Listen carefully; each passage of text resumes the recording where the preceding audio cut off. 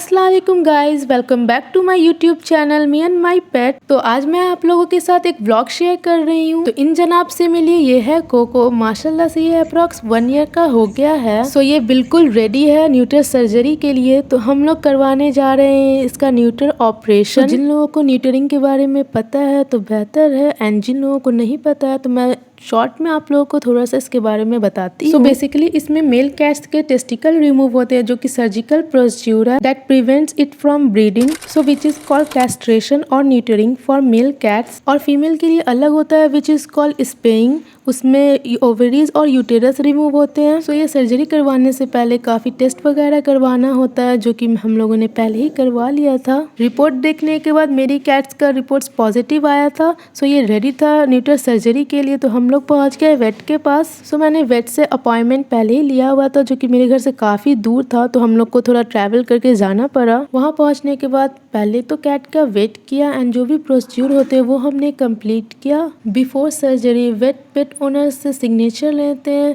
जो कि उसमें कोई भी रिस्क और कॉम्प्लिकेशन होते हैं उसके लिए। So basically this signature serves as legal protection for the veterinarian and as an agreement between the owner and the clinic. फिर उसके बाद मेरे कैट को इंजेक्शन लगाए डॉक्टर ने एंड फिर एनेस्थीसिया भी लगा। मेरा ये कैट बहुत ज़्यादा सेंसिटिव और डरपोक टाइप है। ये बहुत ज़्यादा डरता है, हर चीज़ से डरता है। से बहुत ज़्यादा उस टाइम डर रहा था। हम लोग इसको काम करने की भी कोशिश कर रहे थे। यहाँ पे इंजेक्शन वगैरह लग चुका है इसे, हम लोग इसे काम कर रहे हैं। ये थोड़ा सा शिवर कर रहा था, थोड़ा सा नहीं बहुत ज़्यादा ही शिवर कर रहा था। वेट ने भी हमसे कहा कि इसको शायद कुछ न्यूरोलॉजिकली प्रॉब्लम है। जब ये बहुत छोटा था तो इसके सिस्टर को डॉगी ने मारा था एंड ये शायद देखा था, तब से ये बहुत ज़्यादा भी डरता है। खैर इसके बेहोश होने के बाद हम लोगों ने इसे वेट के हवाले कर दिया था एंड माशाल्लाह से इसकी सर्जरी सक्सेसफुली हो गई। एंड फिर उसके बाद इसके होश में आने का इंतज़ार किया हम लोगों ने काफ़ी देर तक। आफ्टर सर्जरी तब भी ये बहुत ज़्यादा शिवर कर रहा था एंड हम लोग भी बहुत ज़्यादा डरे हुए थे। उस टाइम हम लोग इतना ज़्यादा डरे हुए थे, मैंने कोई वीडियो शूट नहीं की उस टाइम की,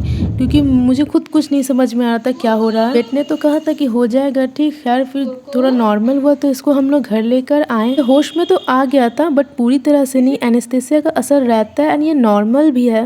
एंड हम लोग इसे केज में रखे थे ताकि इसे कुछ चोट वगैरह ना लगे। इसे काम करने के लिए हम लोगों ने बिल्लू को लाया, जो कि इसके साथ साथ ही रहती है ताकि ये नॉर्मल हो, रिलैक्स हो। बट ये भी उतना वर्क नहीं किया। खैर ये तो हम लोगों को पहले से पता ही था। मैंने अपने एक कैट का और सर्जरी करवाया हुआ है पहले, जो कि फ़ीमेल है। मेल कैट्स का सर्जरी उतना रिस्की नहीं होता है जितना फीमेल कैट्स का होता है, बिकॉज फीमेल कैट्स का इंटरनली होता है एंड मेल कैट का एक्सटर्नली होता है। खैर 4 to 5 आवर्स के बाद ये थोड़ा बेहतर हुआ, तो इसे हम लोगों ने केस से बाहर निकाला एंड ये धीरे बार बार लीटर में जाकर बैठ रहा था, कुछ थोड़ा आवाज़ें निकाल रहा था। हम लोग भी इस पर पूरा नज़र रख रहे थे ताकि इसको कोई चोट या कुछ भी ना लगे।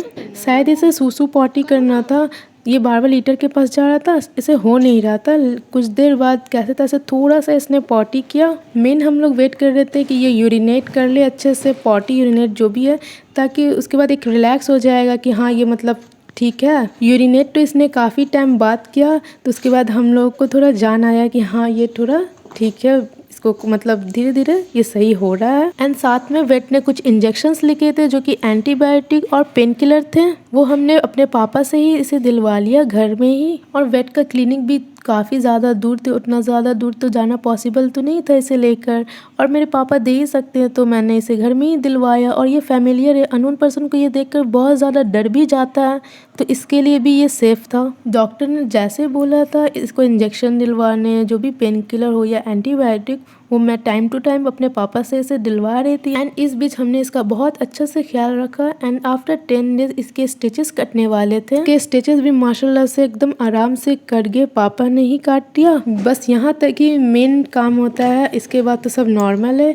एंड ये जो आप देख रहे हैं ये ब्लड नहीं है, बेटा ने जो इसका वुंड वगैरह होता है उसको क्लीन किया था। तो आफ्टर सर्जरी के मेरे कैट्स के क्लिप्स हैं, जिसमें आप लोग देख ही सकते हैं ये पूरी तरह से रिकवर भी हो चुका है एंड ये परफेक्टली फाइन। एंड उसके कुछ दिनों बाद इसका बर्थडे भी था, वो भी हमने इसका सेलिब्रेट किया। सो या दैट्स इट गाइज, होप कि आप लोगों को ये वीडियो पसंद आई होगी। Thanks for watching, bye bye, अल्लाह हाफिज़।